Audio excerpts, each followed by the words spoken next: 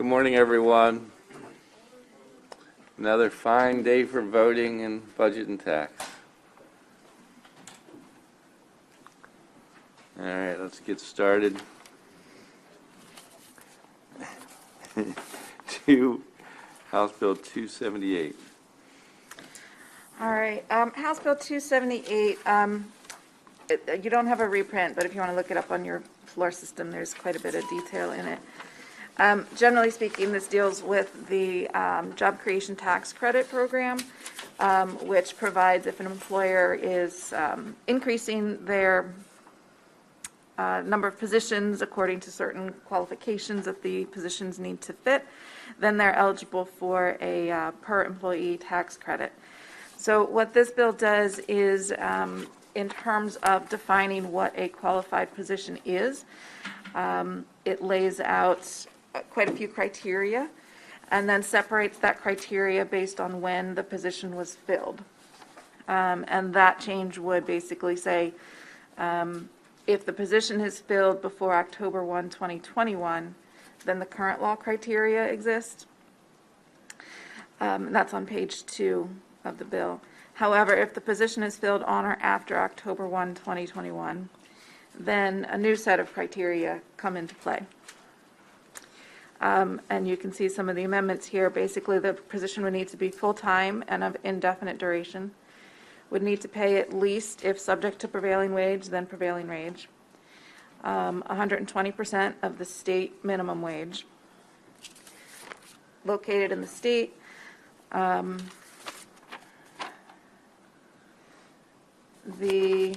needs to provide career advancement training.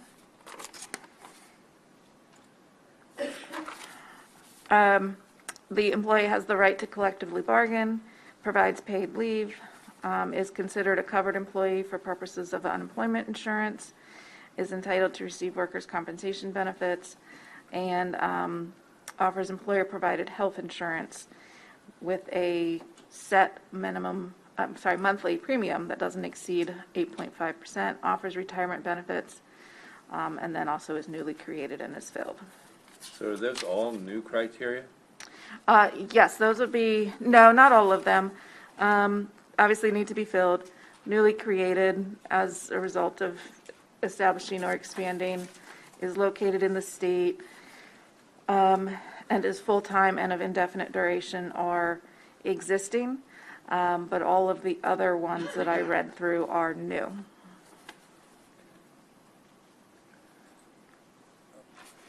Sorry. Thank you. I get my job tax credits confused sometimes.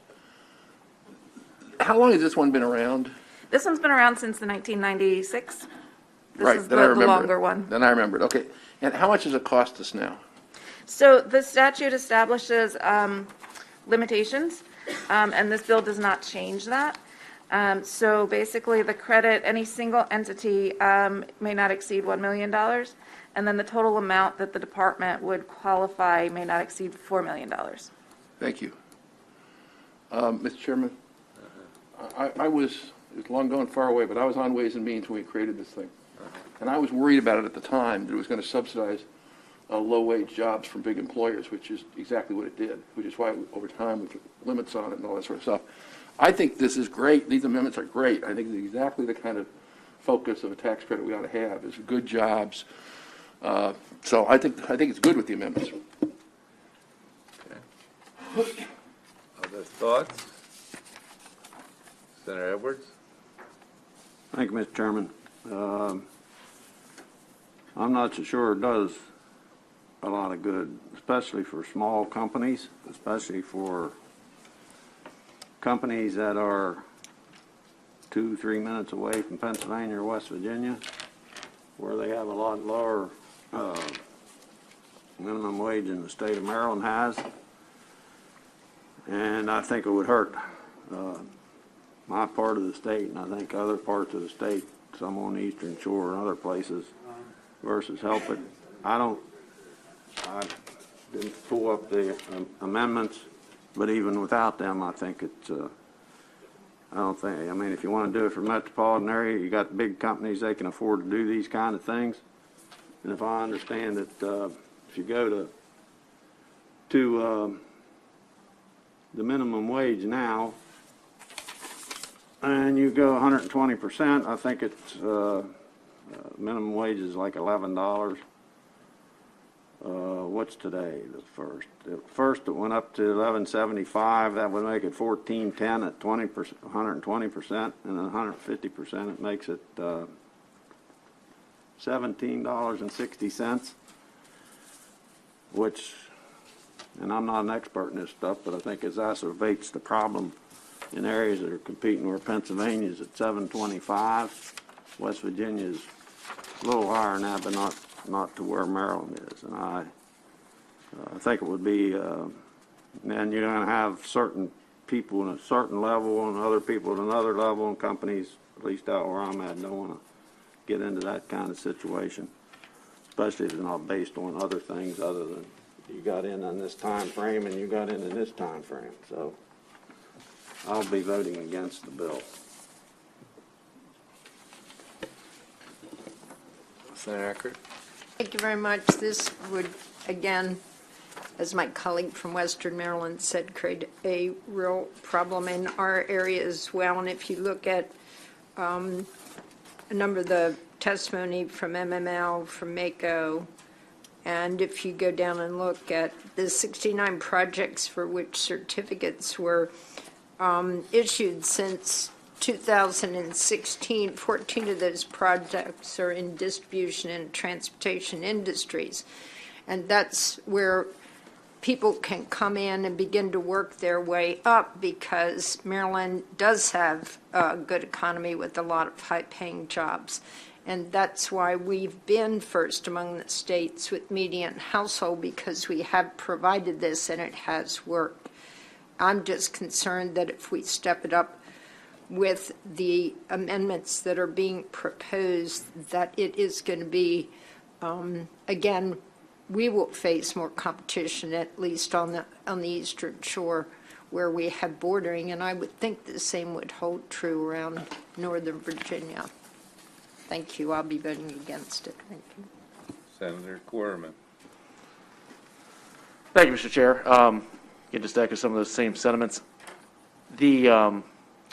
The history you spoke of, Mr. Vice Chair, I would assume probably back that time when it was 120%, the minimum wages were more comparable to the surrounding areas. I don't know that for certain, but I imagine they would. And I think, unfortunately, what this ends up doing, it creates even a larger competitive disadvantage, especially in those areas where we have, as my friend from farther western Maryland indicated, with West Virginia and Pennsylvania right next door to us.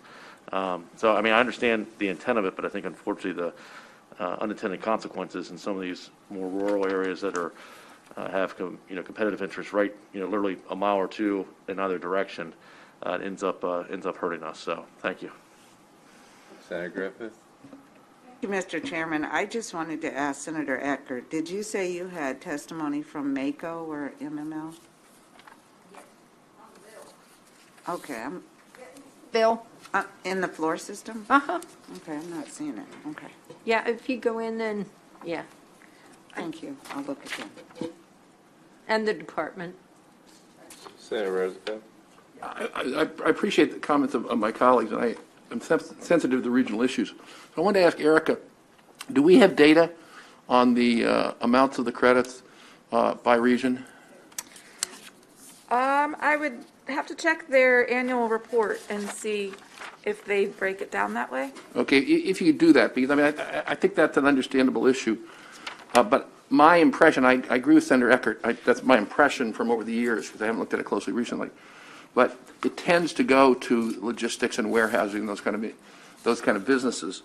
And so frankly, I believe, I don't know the names off the top of my head, so I'd have to look at it, but basically, it subsidizes very big companies that are paying very low wages, which is not a great strategy for growing the economy, in my view, which is why I think if we're going to subsidize companies, we've got to be subsidizing them to lift up the workers. So that's why I think this is reasonable. Okay. We have, Matt, you may know this too. Do we have tax credits that affect different regions differently? Didn't one Maryland or, I thought a couple of those did some regional, Yeah, yeah, there are tax credits that, yeah, the enterprise zones and, Oh, by definition, yeah. yeah, but yeah, right. yeah. I thought With like the tier one what and were the the tier two big twos. ones we did in the last couple of years? Was it one Maryland and what was the other one? Is it Rise? Not Rise, no. Opportunity, yeah. Opportunities, right. Didn't that have a regional component? Sorry, what's the question? Opportunity zones are regional benefits. No, no, it was the, I'm thinking about some of the tax credits in the past that we may have had regional differences. So you dealt with this year the biotech tax credit and the cyber tax credit, which does have an enhanced based on listed counties. Yeah, I thought they were very, I thought I remembered some Yeah, of those this- kinds of things. This credit does have enhanced based on your tier 1, tier 2 Uh-huh. zones. Sorry, tier one and tier two. Yeah, can you want to explain that, Erica? Yeah, so a number of years ago, in terms of, I don't want to call it disparity counties, but, in terms of the economic status Yep. of various counties, tier 1, tier 2 was created. And this particular credit does have enhancements if you're located in, let's see, if you're located in an enterprise zone, a federal empowerment zone, sustainable community, then it's an enhanced credit. And then also if you're in a level 1 opportunity zone or a level 2 opportunity zone, it's also enhanced. What does enhanced mean? Sorry, enhanced means the value of the credit is higher than if you're not in those areas.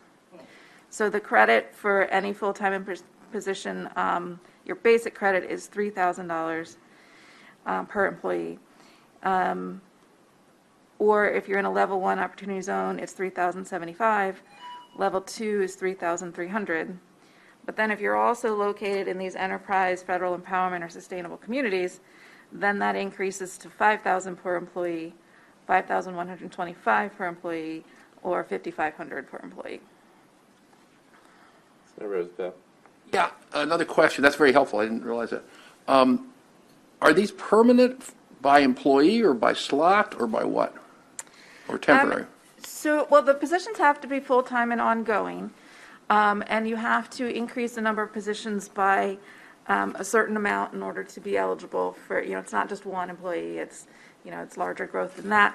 There is then, if those numbers of employees start to decline, there are some recapture provisions in the law as well. But what if you rise and stay at a stable level for the next 100 years? Do you get it for the next 100 years? So I do have a note here that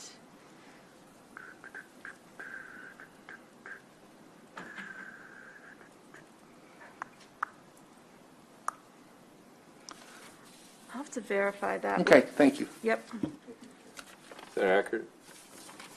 Yeah, and I'm just looking at some of the testimony, but what the Chamber says, it makes it extremely difficult to create qualified positions which are counted for the purposes of tax eligibility, therefore making it more difficult to qualify for Maryland's incentive programs.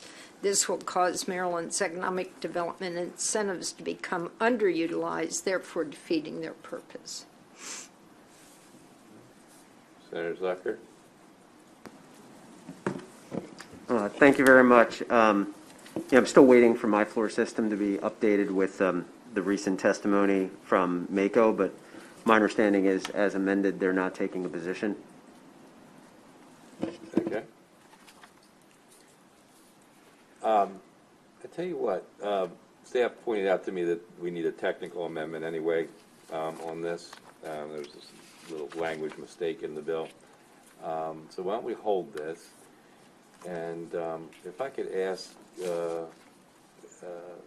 Senator Edwards and Senator Roosevelt talk about this maybe over the weekend or next couple of days, and anybody else who wants to join in, but ask the two of them to have a little conversation and see if we can get to a place where that everybody feels like maybe we can, move forward with it. We'll see what can be done.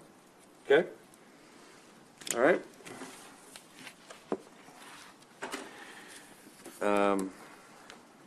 497. All right, House Bill 497 also was not cross-filed. This has to do with a credit that was created, a program that was created not too terribly long ago about urban agricultural property. Basically, the existing law basically says if you're doing, some sort of urban agricultural farming type thing, it authorized, county or the city is authorized to provide a tax credit for that property.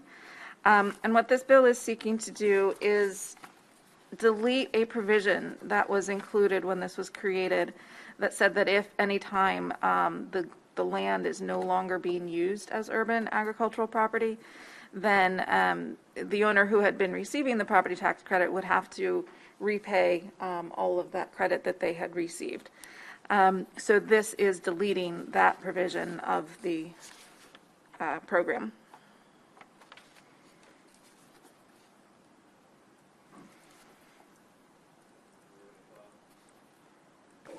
We have any thoughts on this one? To like it. Everyone seems to like it, okay. Yeah, well, the farm bureau said that because of the clawback clause, that's why it's underutilized. Right. Clawback. Payback. Senator Young? How much has it been used? Most urban farms get one big tax break right away. They aren't charged based on the value of the land or the zoning. They let them pay agricultural property taxes. Right. What's the, What, I've never liked it. What it becomes, it's a benefit to, mostly it's a benefit to a property owner who's holding it to make money and is not a real farmer. I don't have a problem if it's a real farmer.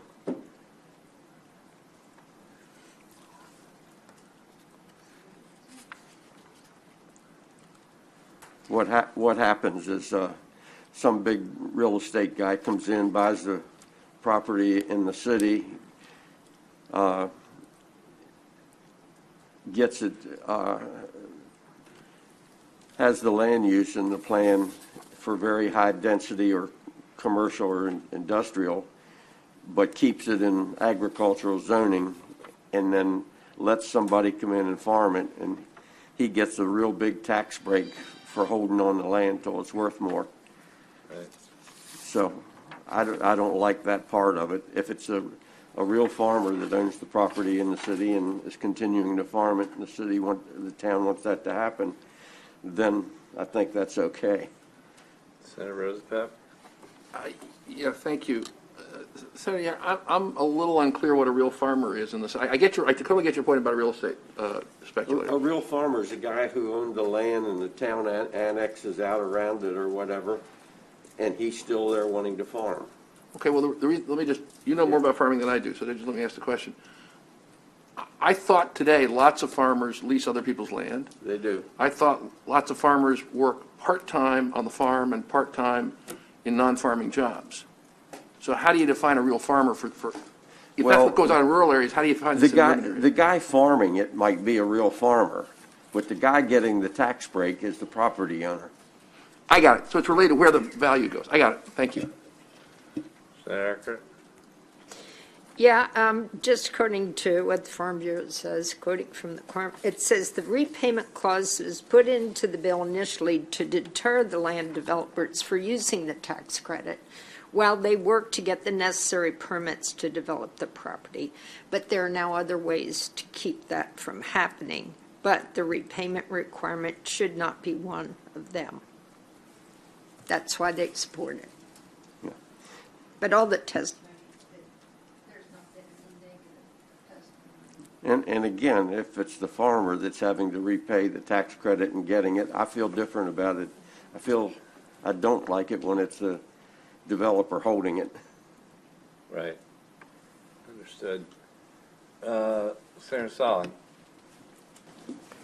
Well, then if that's a problem, can we put language in there to be more specific in that frame, to state that for years, maybe there was somebody that has been farming and that we could benefit or help them out? Is that something we can do? Well, I mean, we can that's- always look at it. Erica, were you getting information a minute ago? Did you come up Well, with so it? I have information on the counties that have enacted this and the use, because it is local authorizing. So if you'd like that information, it's in the fiscal note. So to date, only Baltimore City has authorized this tax credit. And they reports that there have been 3 recipients of it. And the 2021 value of that tax credit has been $2,300. And as to Senator Stallings' question, I mean, the tax credit is granted, I mean, to whomever owns the property as long as it's being used as agricultural property.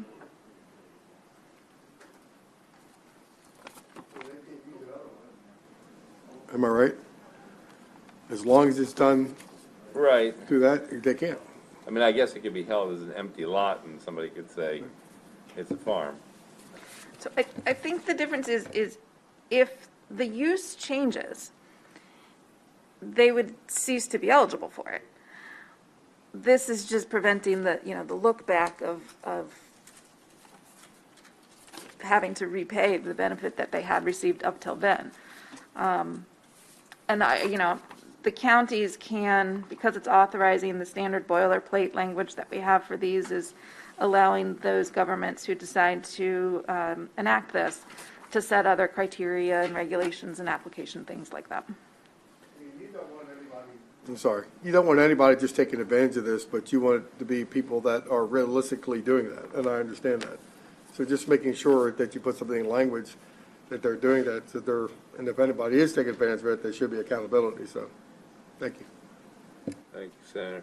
So, did I hear you say a minute ago, the total value of this has been $2,300? Yep. Why is someone even worried about it being clawed back, I wonder? I mean, I think the testimony is saying that this clawback provision is preventing people from trying to receive the credit. I mean, that's the testimony. So, the clawback occurs when it changes the nature of the use? Right, if it's no longer being used for urban agricultural purposes, which is a defined term. So evidently, I mean, you would, to avoid the clawback, you would have to have this indefinitely yeah, I mean, that does seem a little much. Has been the most aggressive annexing city in the state. Yeah. I can tell you, I annexed thousands of acres while I was mayor. And we have, within the city limits still, some farms that were owned by the farmer. Someone's bought them, or in some cases, the farmer's still holding it, Right. and they actually farm it. And I think those kind of cases are justified.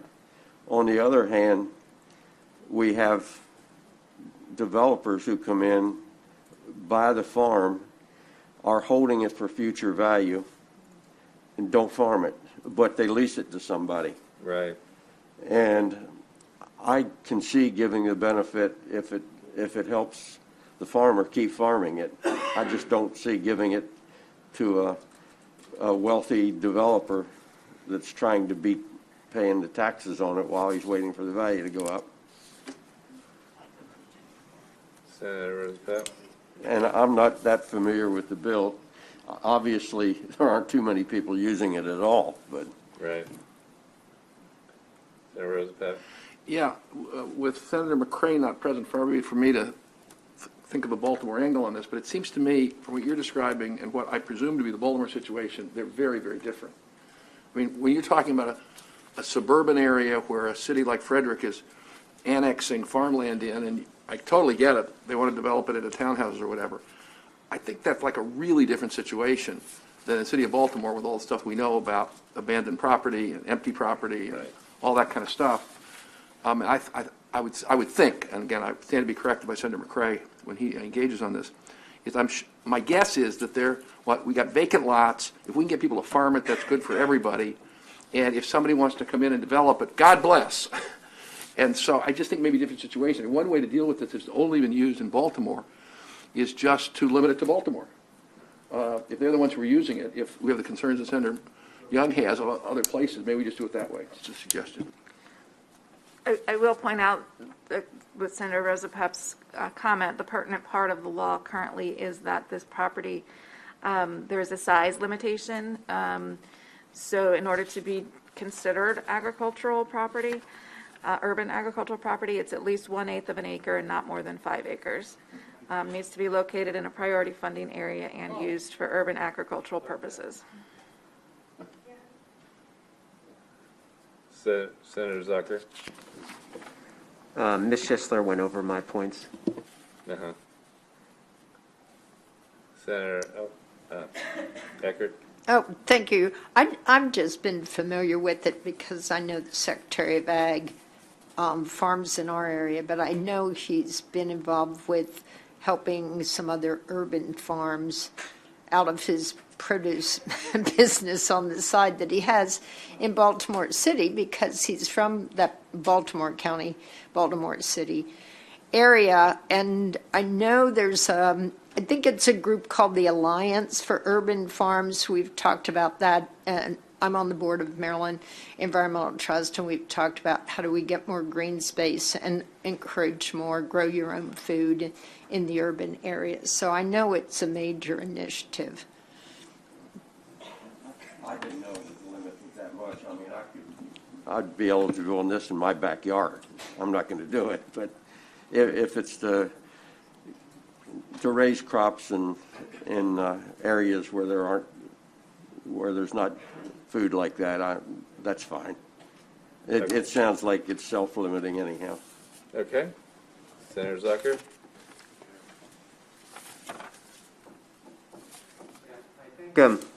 So I think, from my understanding, is part of the intent, based on, in addition to what Ms. Schisler mentioned, is that, in particular in Baltimore City, this is providing entry into urban agriculture. I mean, it's reflected in their testimony that this is an opportunity to get them into this area with their limited ability at the upfront to have. So it really is helping address an inequality, and the bottom line is that there's no opposition to this, and I think it's fine. Okay. Okay. All those in favor? Opposed? Good. Senator Eckert, you can take that one.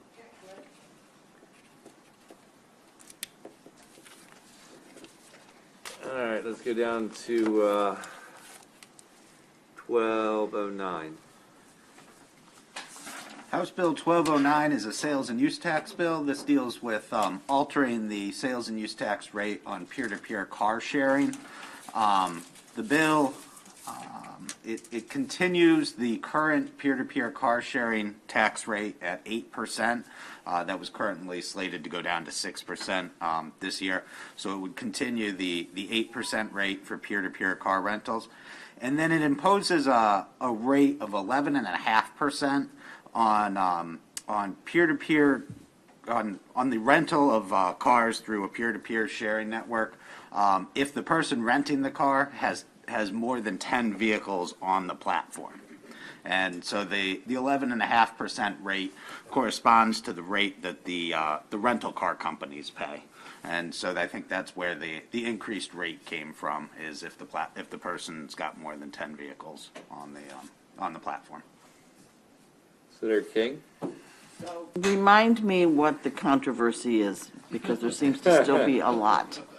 There's separate tax rates for, I mean, when we started talking about this last year, you're thinking about somebody who has a single car and they're using it as, to make a little side Yeah. hustle, side money.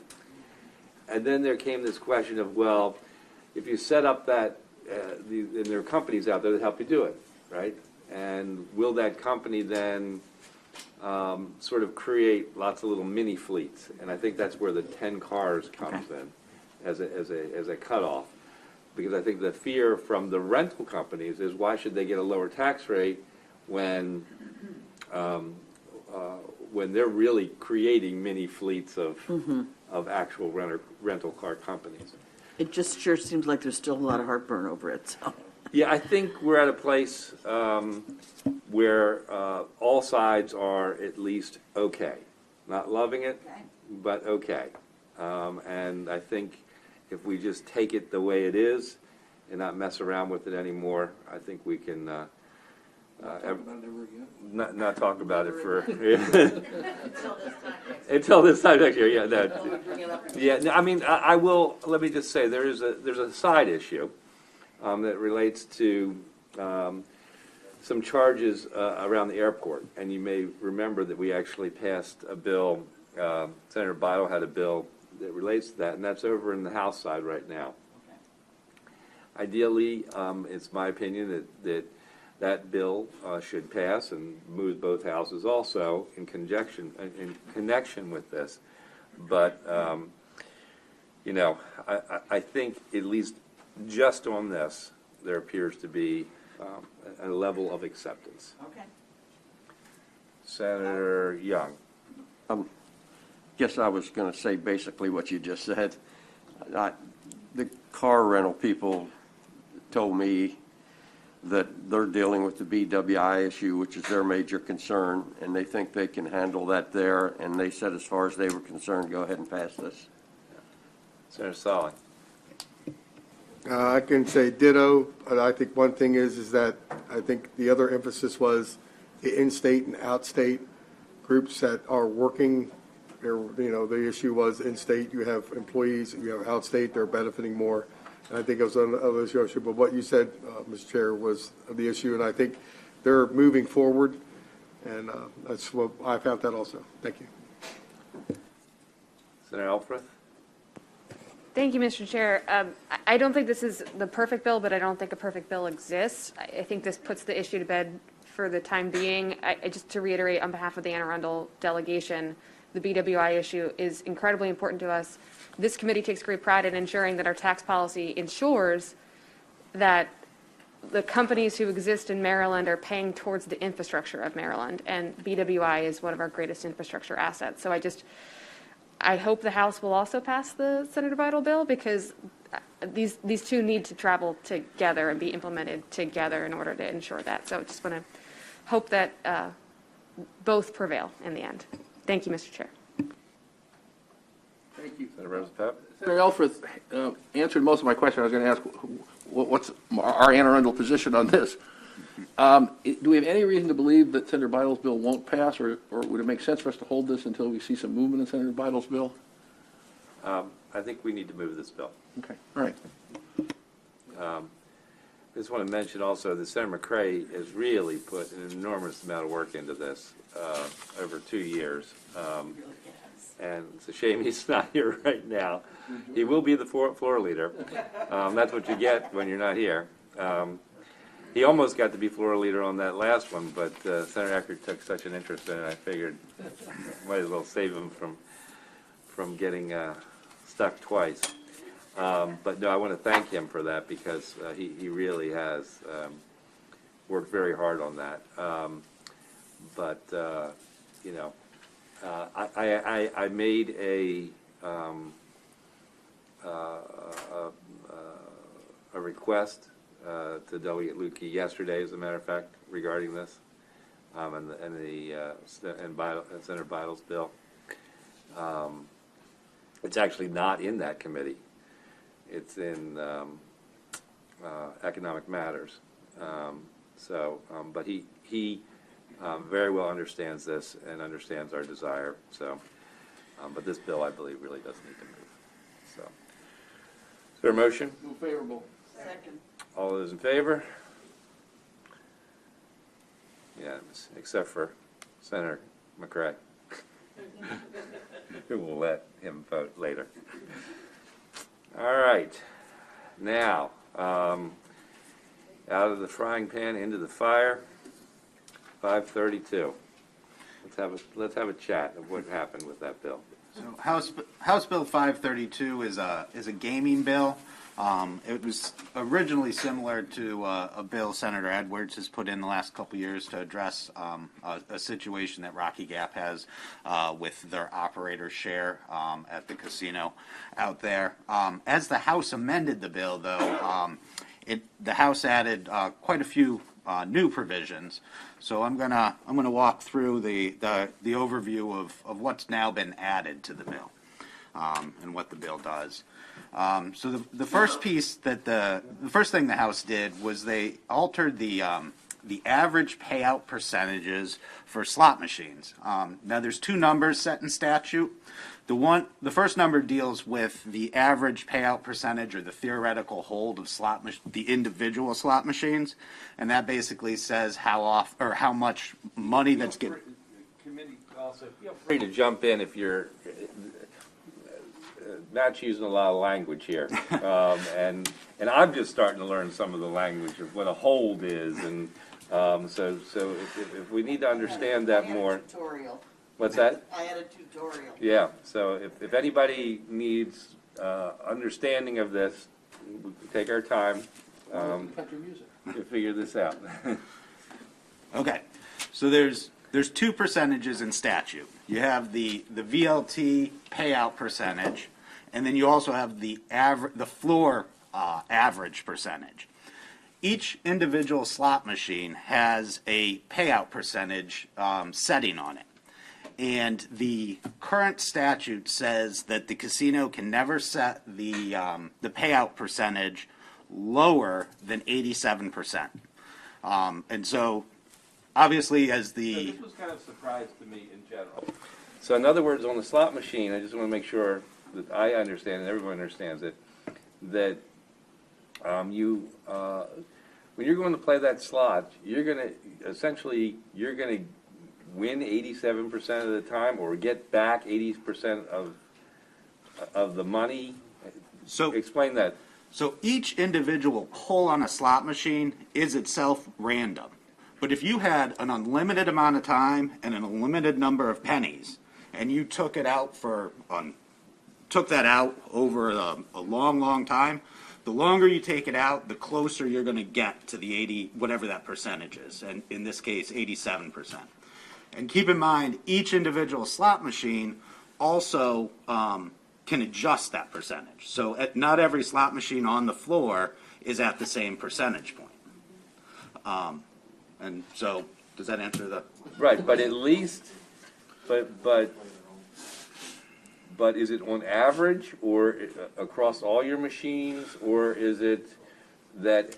Well, you tell me the answer to that. So, the first percentage we're talking about is on each individual machine. The second percentage we're going to talk about is on the average of all the machines on your gaming floor. So currently in statute, those individual machines can't go lower than 87%. And your floor average, so all of your machines combined, can't go lower than 90%. And that's the altered average. Right. So the bill now is amending those percentages to say on the individual VLT machines, you can start going down to 85%, which means the casino. And then on the floor average, it would allow the casinos to bring their floor averages down to 88%.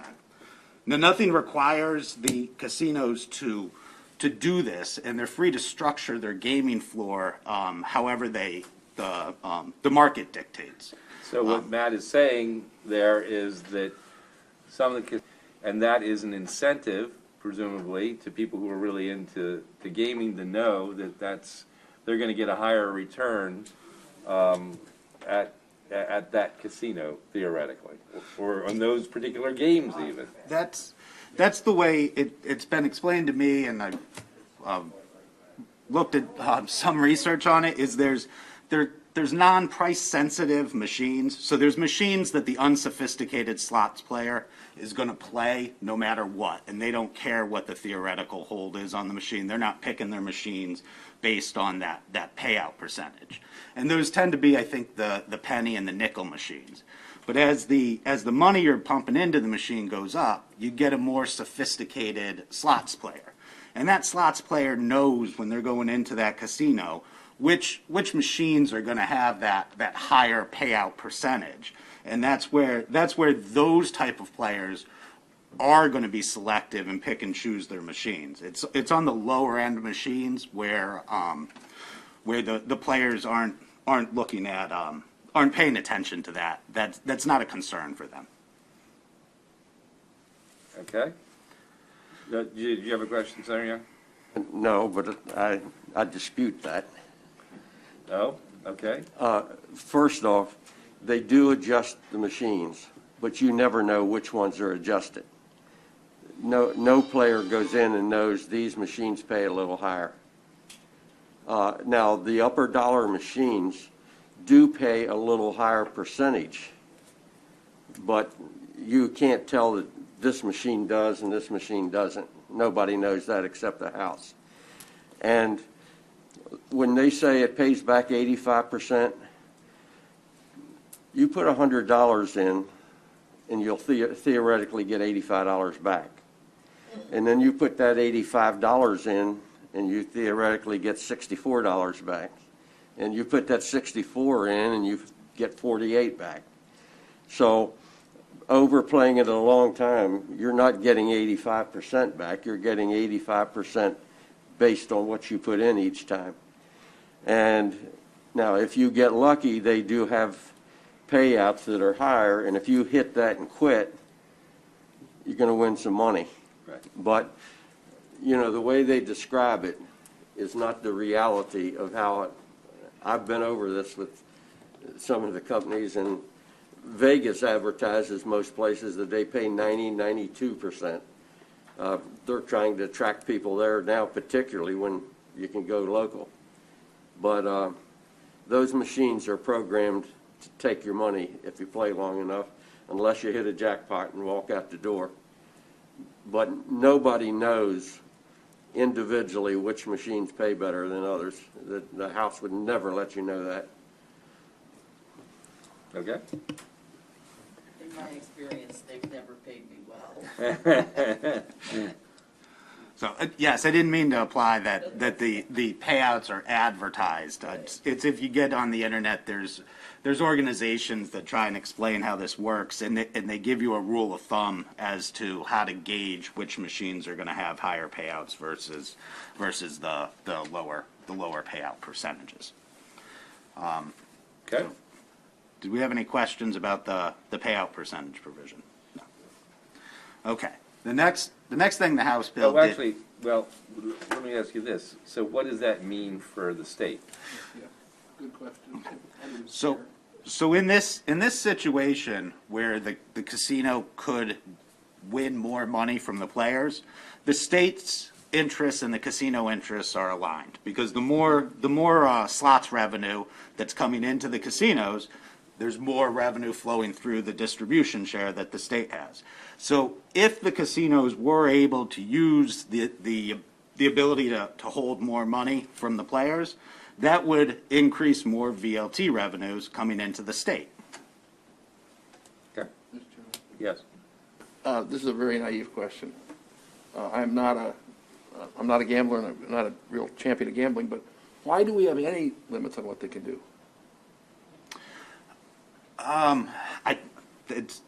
It's been set in statute. I know, but does and anybody all know? the- I mean, why do we? It's a protection to the gambler. I mean, Consumer, yeah. That's the essence of it. Okay. otherwise they could just never pay out. But of course, then if they never paid out, finally you'd stop going. But you have to go in with having some hope that you're going to win. And by setting a limit, most of the casinos do that anyhow because they want you to know that you get some shot at winning, and that's why like the Vegas ones draw you, they pay a higher percentage. But something else you don't know that comes off of that, when they're paying a big jackpot for $2 million, well, that comes off of the total percentage of everything. Sure. It's not a bonus except to the person that hits it.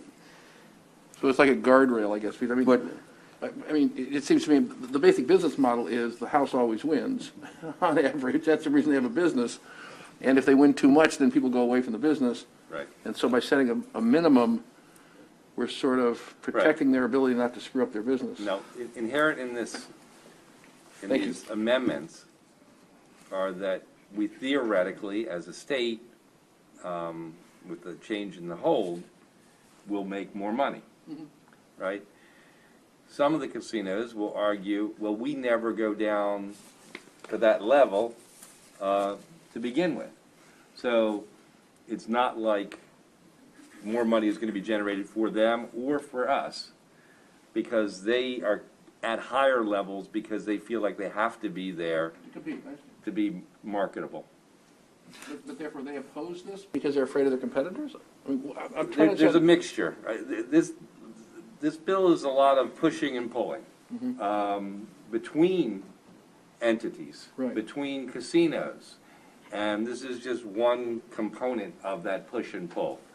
And some will argue that this gives the state more money, gives the casinos more money. Some will say it really doesn't do anything to add to that part of the equation, that the tax rates, which we're going to get to at some point in this discussion, are really driving more impact to the casino and also to us. But there we're not in alignment. right. Okay, thank you. And as a point of reference, the current payout percentage for calendar year 20 was at a low for Hollywood of 90.3% and a high on Horseshoe at 91.16%. So it just because there is a floor there doesn't mean the casinos go all the way to the floor. I think they structure their affairs to be most profitable. So. Move on to the next provision deals with the hold harmless clause. As you'll recall, the three big casinos or jurisdictions, Anne Arundel, Baltimore City, and Prince George's, they receive their local impact grants off of the VLT distributions. Well, when MGM opened up, it drew players away from Anne Arundel and Baltimore City. So the statute said that Anne Arundel and Baltimore City, you will never receive less than you received in the year before MGM opened up. And then said, for any year that you do receive less, we're going to pull that difference from Prince George's piece of the pie.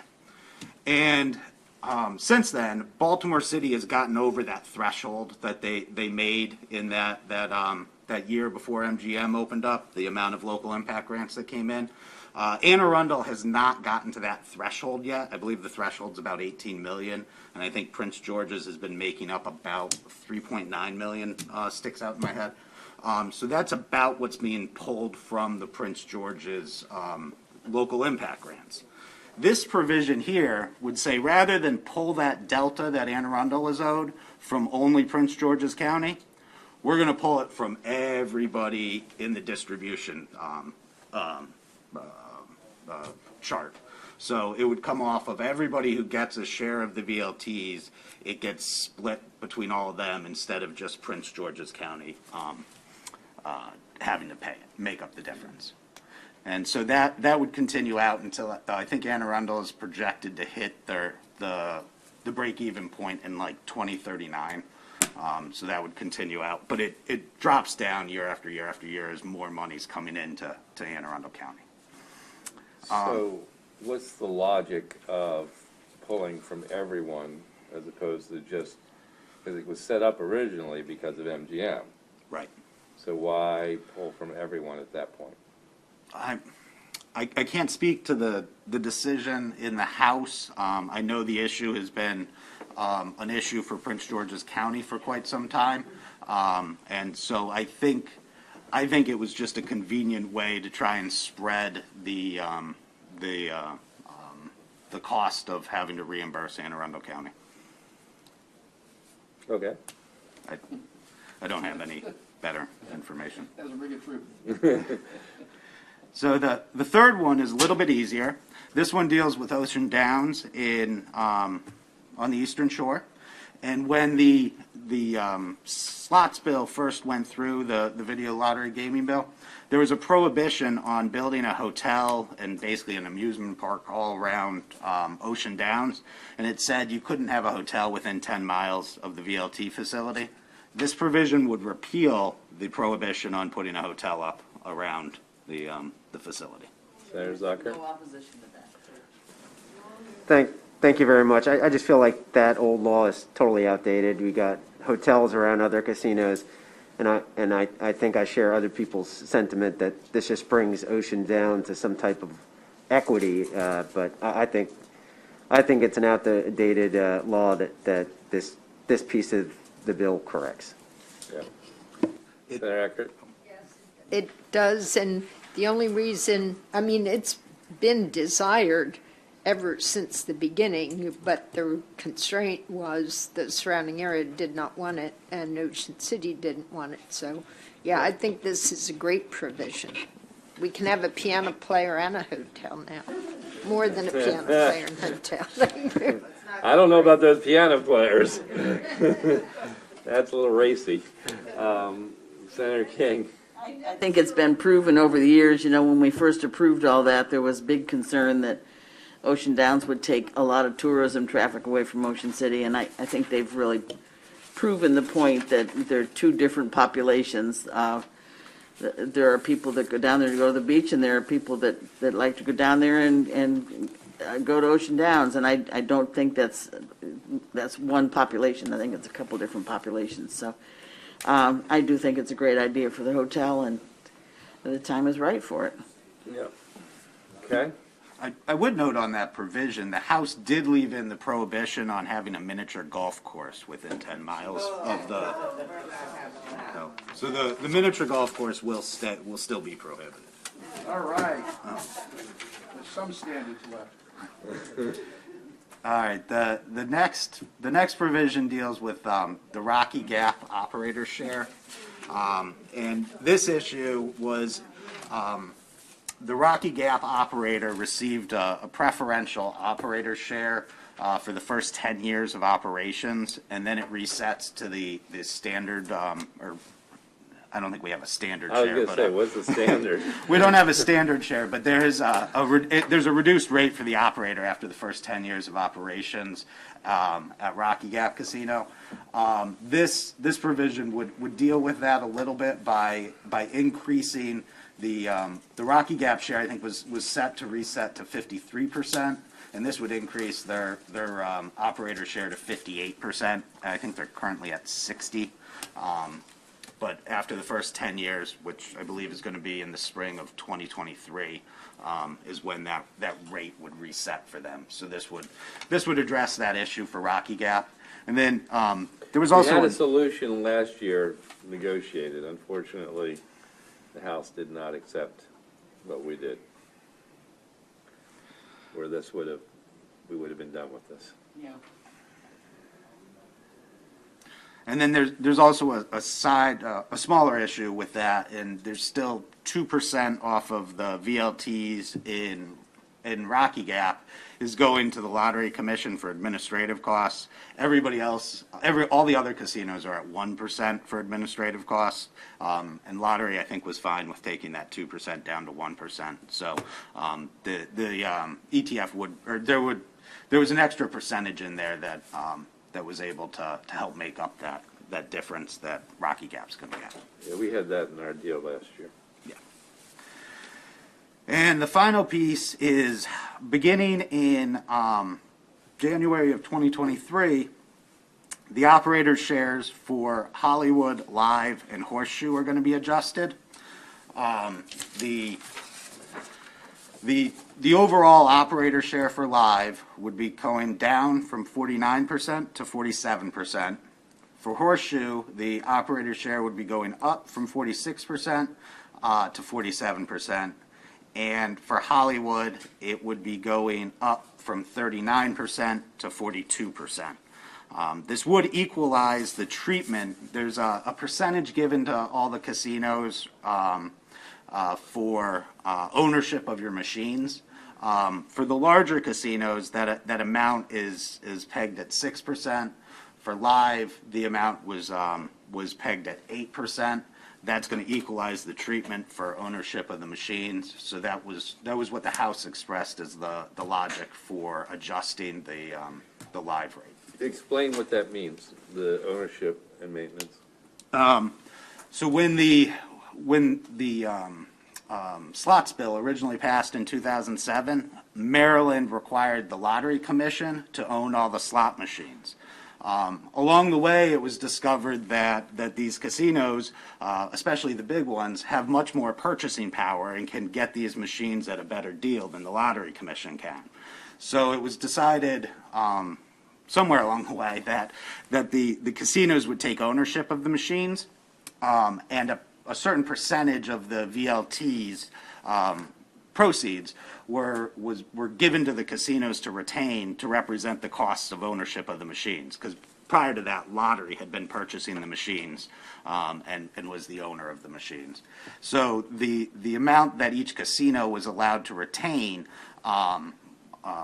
was set at 6%. However, for Live, it was set at 8%. And I would note for the smaller casinos like Ocean Downs and Rocky Gap, their percentage is 10% for owning the machines. So it isn't consistent across the board, but for the three big casinos, it would make it consistent at 6%. So in other words, in thinking about their overall share, it's literally add that to what the share number is. Right, correct. When you talk about the overall share, you total all of the what the operators keep. And in fact, there's a chart that we distributed to you, and it shows the breakdown of by percentage where the VLT proceeds go for each casino. It breaks out the operator share. The operator share is really the first three lines on the chart. So you see casino share, VLT ownership and maintenance percentage, and then marketing and capital improvements. You basically want to total those three lines, and that's what gets you to what the operator's total share is. So they get to keep money for marketing. Correct. Those numbers seem to be all over the place too. Yes, those numbers, Bless you. yes. Can I ask a question? Please. Matt, is there a way, because we've all heard about this a lot over the last few weeks. Is there a way to do this bill without anybody losing anything, or any casinos losing any percentages or anything? Is there a way for this bill to go through and be successful without somebody losing something? Whenever you're dealing with the slots percentages, yes, you can do that, but the bottom line is it will affect the ETF. Right, and so this gets back to the hold issue because, again, as it has been presented by some, the hold issue makes up some of the difference as a loss.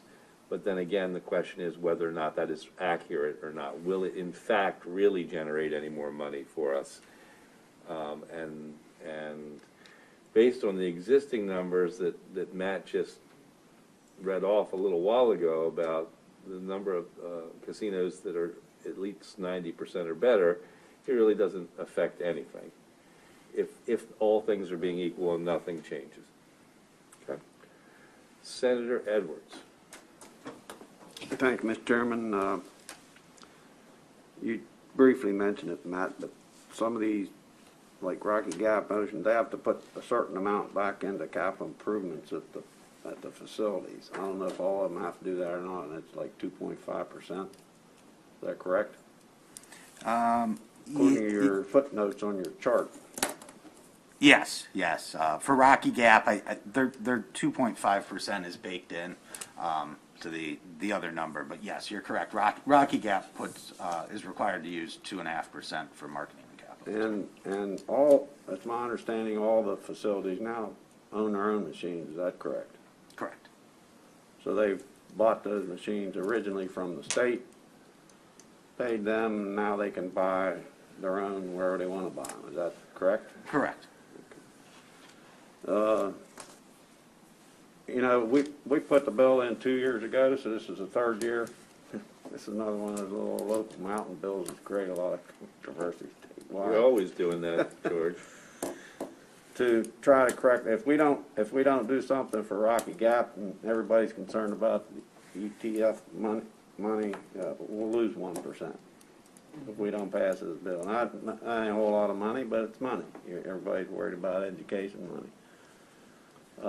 If we wouldn't have did what we did going on 10 years ago now, that's the reason we put the bill in to make the changes, because we put it in place for 10 years. Rocky Gap wouldn't be there. At least that's the opinion of most of us from that area that was on the verge of shutting down because they weren't getting the business. Everybody thought once it was built, everybody's going to rush out there because it's a beautiful site, and they go there and recreate and so forth. Well, it might have worked for a year or so, but after that it didn't, and the decline in revenues, and Medco was running, and they were to the point, and Bob Brennan would tell you this, to shutting the facility down, which I don't think would look too good for the state, because we put a lot of money in it. We've now recouped that, and the facility is providing a fair amount of money to the state for different pots, so to speak. I